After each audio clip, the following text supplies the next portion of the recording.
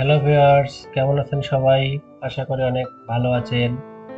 গত ভিডিওতে আমরা দেখেছি ড্র টুলবার থেকে line, construction line, polyline, polygon ও রেক্টেঙ্গেল অঙ্কন করার সঠিক পদ্ধতি। আজকের ভিডিওতে আমরা দেখব arcs, circle, revision cloud, spline এবং ইলিপস অঙ্কন করার সঠিক পদ্ধতি। তো ভিউয়ার্স, চলুন তাহলে দেখে নেওয়া যাক। তো ভিউয়ার্স, আপনাদের বোঝানোর সুবিধার্থে এখানে নাম্বার 1, নাম্বার 2, নাম্বার 3, নাম্বার 4 এবং নাম্বার 5 দ্বারা আমি arcs, circle, revision cloud, spline এবং ইলিপস অঙ্কন করে দেখিয়েছি। তো এগুলো আসলে কিভাবে অঙ্কন করতে হয় তা আমি আপনাদেরকে বাস্তবে দেখিয়ে দিতেছি। তো আপনারা মনোযোগ সহকারে ভিডিওটি দেখতে থাকুন। তো ভিউয়ার্স, আমাদের প্রথমে অঙ্কন করতে হবে আর্কস। তো আমরা ড্র টুলবার থেকে প্রথমত আমরা কি করব, মাউসের লেফট বাটন দ্বারা আর্কস সিলেক্ট করে নেব। এরপরে আমাদের একটা ফার্স্ট পয়েন্ট ক্লিক করে নিতে হবে। এরপরে মাউসের লেফট বাটন দ্বারা আমরা ফার্স্ট পয়েন্ট সিলেক্ট করব। করার পরে কার্সরটাকে ডান দিকে নিয়ে আসব, অথবা বামে নিয়ে যাব, অথবা উপরে অথবা নিচে। এরপরে এখান থেকে সাপোজ আমি ওই মাপটাই দেব 4 ফিট। কিবোর্ড থেকে 4 ফিট দিয়ে একবার এন্টার প্রেস করব। একবার এন্টার দেওয়ার পর কার্সরটাকে নিচে অথবা উপরে নিয়ে যাব। ঠিক আছে, তো আমি নিচে নিয়ে আসলাম। আবারও কিবোর্ড থেকে 4 ফিট দিয়ে একবার এন্টার দেব। তাহলে আমাদের আর্কসটা তৈরি হয়ে গেল। তো ভিউয়ার্স, এখন আমরা মাপটা দেখে নেই যে আসলে সঠিক আছে কিনা। তো এই যে স্টার্ট পয়েন্ট আমি ধরলাম, আর এখানে মিড পয়েন্ট। তো এখানে আমাদের 4 ফিট।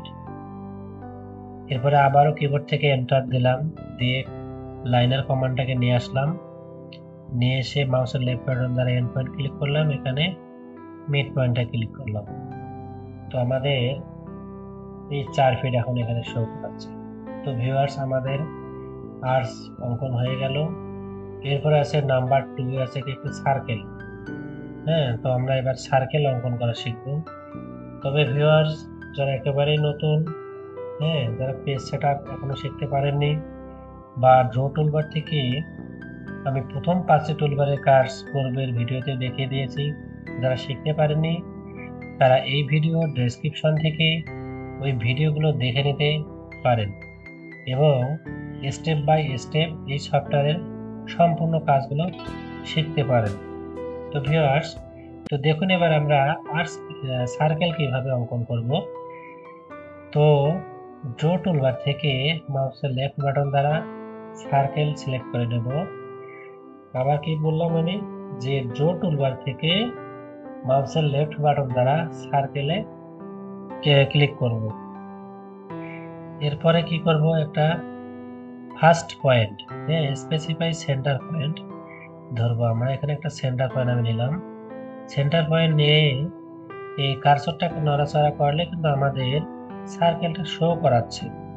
তো এখানে এখন আমি যদি রেডিয়াস দিতে চাই, অর্থাৎ ব্যাসার্ধ, তাহলে আমি যদি 3 ফিট দেই, তাহলে কিন্তু আমাদের ব্যাস বা ডায়া 6 ফিট হয়ে যাবে। তো আমি রেডিয়াস এখন এখানে 3 ফিট দিলাম। কিবোর্ড থেকে 3 ফিট ব্যাসার্ধ দিলাম, দিয়ে একবার এন্টার দিলাম। তাহলে 3 ফিট ব্যাসার্ধের একটি সার্কেল তৈরি হলো, অর্থাৎ ব্যাস বা ডায়া কিন্তু হলো তার 6 ফিট। তো এখানে দেখুন, এই যে এটা আছে রেডিয়াস, হ্যাঁ, তো আমি এখানে রেডিয়াসটাকে দেখাচ্ছি 3 ফিট। আর যদি আমি ডায়া দেখাতে চাই, তাহলে এই যে আছে ডায়ামিটার, হ্যাঁ, ডাইমেনশন টুলবার থেকে ডায়ামিটারে মাউসের লেফট বাটন সিলেক্ট করব। করার পরে এই সার্কেলে, অর্থাৎ পরিধির মধ্যে, সার্কেল যে পরিধি আছে, পরিধিতে একবার মাউসের লেফট বাটন দ্বারা ক্লিক করব। করলে দেখেন এখানে দেখাচ্ছে এবার 6 ফিট। অর্থাৎ এখানে যে আর্কের রেডিয়াস আমার দেখাচ্ছে 3 ফিট। আর এই যে এটা চিহ্নটা দেওয়া আছে, হ্যাঁ, এই চিহ্নটা আছে পাই চিহ্নের মতো আর কি, এটাকে ডায়া দ্বারা প্রকাশ করা হয়। তো এখানে আমাদের ডায়া দেখাচ্ছে সার্কেলের 6 ফিট।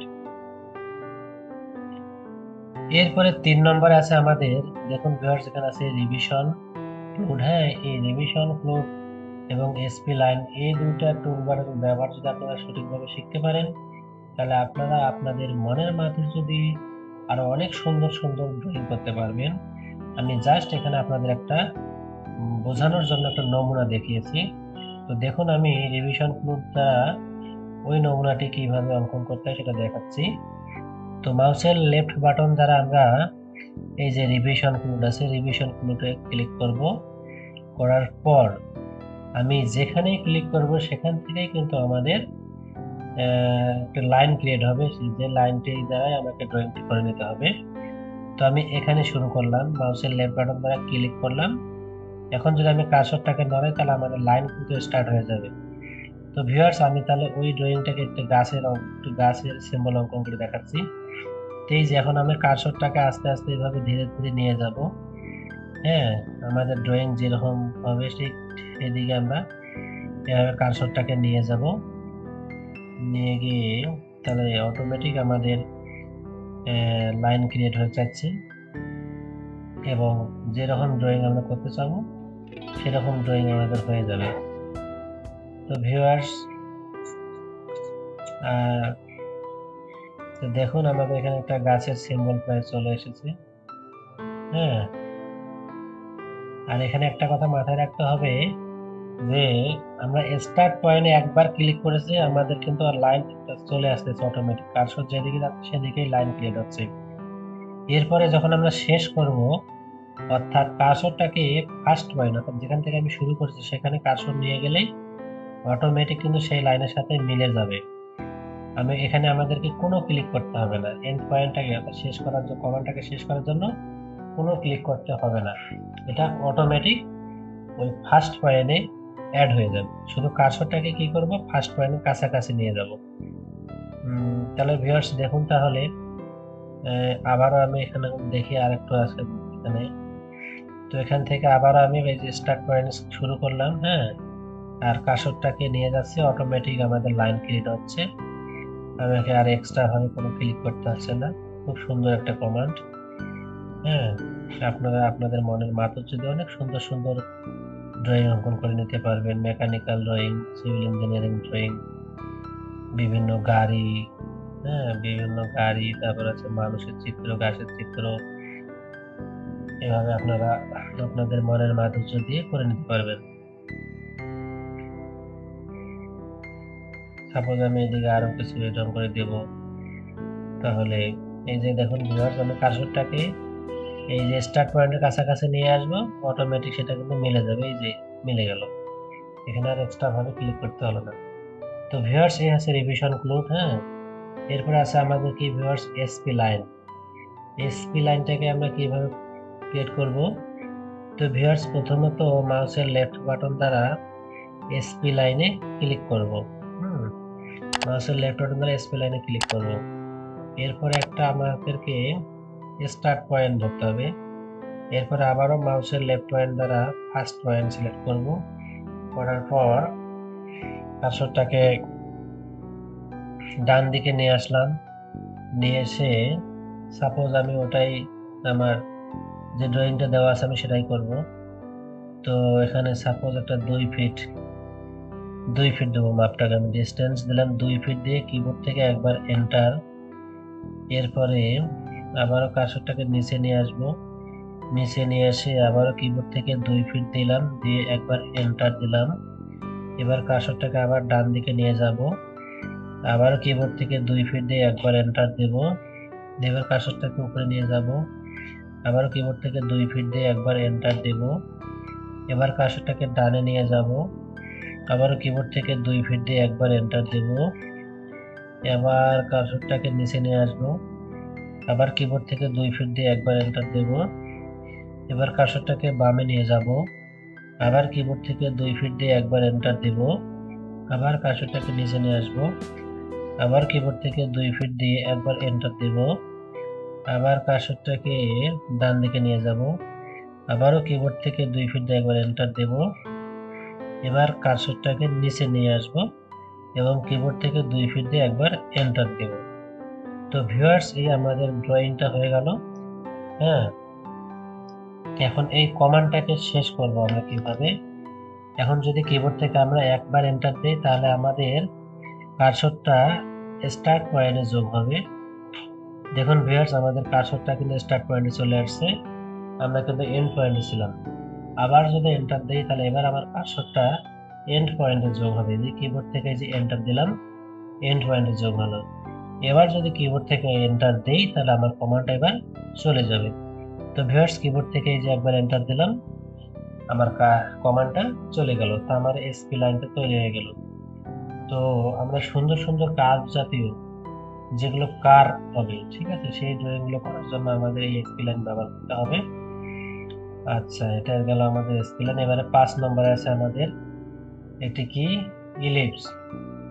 হ্যাঁ, তো ইলিপস আমাদের দেখতে সাধারণত কি পৃথিবীর মতো ডিম্বাকার। তো দেখুন আমি কিভাবে ইলিপস অঙ্কন করি। তো মাউসের লেফট বাটন দ্বারা প্রথমত আমরা এই যে ইলিপস আছে, ইলিপসে সিলেক্ট করব, ক্লিক করব। মাউসের লেফট বাটন দ্বারা ইলিপসে ক্লিক করব, করার পরে একটা আমাদের ফার্স্ট পয়েন্ট নিতে হবে। যে ফার্স্ট পয়েন্ট আমি শুরু করলাম। শুরু করার পর এখানে ইলিপসের যে আমি 5 ফিট ডায়াটা দেখাচ্ছি, অর্থাৎ ইলিপসটা কতটুকু ফাঁপা, হ্যাঁ, সেটার মাপ দিতে হবে আমাদের। তার কিবোর্ড থেকে আমি 5 ফিট দিলাম, 5 ফিট দিয়ে একবার এন্টার দিলাম কিবোর্ড থেকে। তাহলে এখানে আমাদের ইলিপসটা শো করাচ্ছে। কিন্তু ভিউয়ার্স, এখানে লক্ষ্য রাখুন আমাদের ইলিপসের যে আরেকটা মাপ দিতে হবে, অর্থাৎ উচ্চতা দিতে হবে, সেটা কিন্তু আমাদের দেখাচ্ছে সেন্টার থেকে শুরু হয়েছে। তো সেন্টার থেকে যত শুরু হয়েছে, তা আমি যদি এখন 5 ফিট দেই তাহলে অটোমেটিক কিন্তু আমাদের ইলিপসের উচ্চতাটা দ্বিগুণ হয়ে যাবে, অর্থাৎ 10 ফিট হয়ে যাবে। তো দেখুন ভিউয়ার্স, আমি এই যে কিবোর্ড থেকে 5 ফিট দিলাম, কিবোর্ড থেকে সাপোজ আমি ইলিপসের উচ্চতা দেব 10 ফিট, তাহলে আমি কিবোর্ড থেকে আবার 5 ফিট দিলাম, এই কিবোর্ড থেকে 5 ফিট দিয়ে একবার এন্টার দিলাম।